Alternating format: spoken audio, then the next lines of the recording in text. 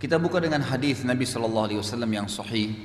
Beliau bersabda, saya pemimpin penghuni surga di tingkat yang paling pertama.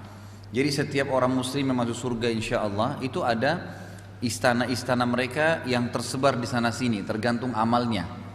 Nanti kan di surga ada pintu puasa, ada pintu zakat, ada pintu sholat. Jadi kalau kita kerjain semuanya lengkap, nanti kita akan dapat di sini istana, di sini istana. Jadi banyak istananya. Seperti kalau di dunia orang punya banyak rumah dia bisa kunjungin, gitu kan?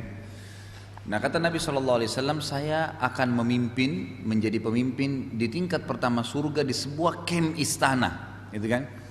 Bagi orang-orang yang meninggalkan perdebatan walaupun dia benar.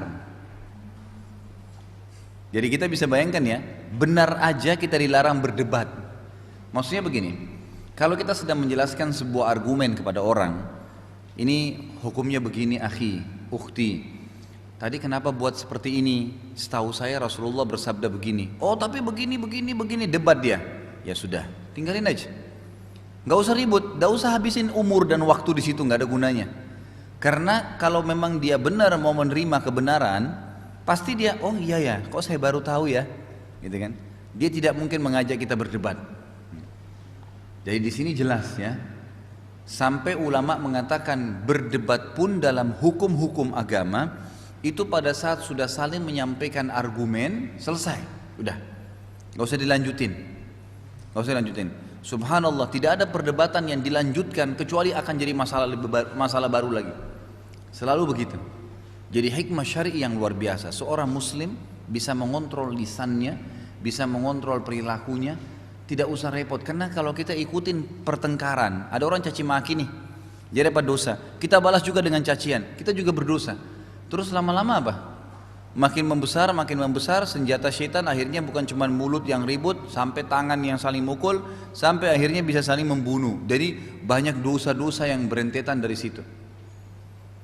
Sebelum saya jauh lanjutkan masalah perdebatan, bantah-bantahan ini, lanjutan hadis tadi. Kata Nabi SAW, saya pemimpin di sebuah kem istana di tingkat pertama surga bagi orang yang meninggalkan perdebatan walaupun dia benar ya.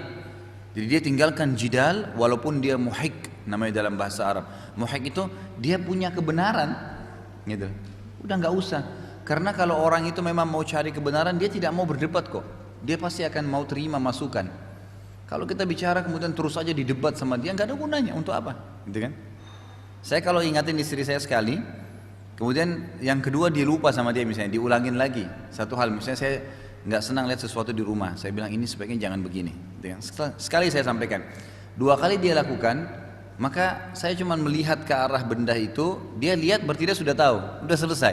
Saya nggak perlu ribut sampai berapa kali, nggak perlu sampai mencaci maki, apalagi sampai menghina, menjatuhkan, nggak usah. Makanya Aisyah radhiyallahu anha berkata dalam hadis Bukhari, aku mengetahui ya saking pekahnya dan saking lembutnya Nabi SAW dalam menyampaikan satu masalah dan tidak ingin berdebat, ribut. Sampai kata Aisyah radhiyallahu anha, aku mengetahui sesuatu yang Rasulullah SAW tidak senang dari raut wajah beliau. Udah, sekali Nabi ingatin, selesai. Nabi nggak akan ulangin 2-3 kali tuh, nggak mau, nggak usah. Dan subhanallah, makin kita biasakan anak kita, ya keluarga kita dengan pola ini, maka dengan sendirinya nanti akan ada kesegangan ya dalam masalah itu dan mereka tidak akan ulangin. Dibandingkan kita terus berulang-ulang, apalagi kalau ada orang hidupnya subhanallah semua perdebatan, semua ribut. Walaupun mungkin cuma masalah minuman, suami istri sudah bisa ribut, masalah makanan, masalah keluar jam berapa, untuk apa ini semua gitu. Sesuatu yang tidak perlu, bersih tegang, bantah-bantahan, akhirnya sampai bertengkar, saling caci maki, sampai ada yang mengucapkan kalimat cerai, untuk apa semua gitu. Ya, kecuali memang hal-hal yang melanggar syar'i, perceraian pun selesai. Baik, kalau begitu kamu gak cocok sama saya ceraikan kamu, selesai, udah, gitu loh. Kalau emang sudah sampai pada tingkat gak bisa diperbaikin, udah, selesai. Akhirnya nanti orang pun akan segan dengan kita, gitu kan? Jelas semua bahasanya sekali kita sampaikan, tapi dengan kejelasan, ketegasan, tapi bukan dengan keras.